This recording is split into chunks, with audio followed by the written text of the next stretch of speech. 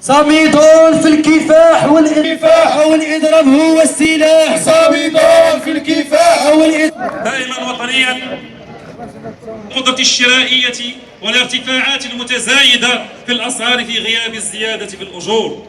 رفضنا المطلق لاحتكار الحكومة ومطالبتنا بإسقاط المرسومين المشؤومين نهائيا. أما جهويا استنكارنا للإقصاء الذي يتعرض له إقليم طنطان في المشاريع التنموية المبرمجة في الجهة.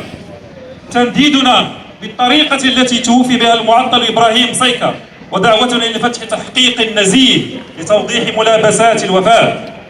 دعوتنا إلى الإسراع في إخراج مشروع إصلاح تضامن وحدة الانتصار ولا بد. تضامن والوحدة الانتصار ولا بد. تضامن والوحدة الانتصار ولا بد. من تغيير الأسطول وجهة أصحاب المأذونيات.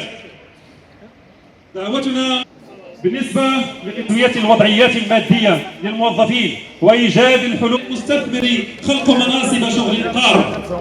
مساندتنا المطلقة لنضالات المعطلين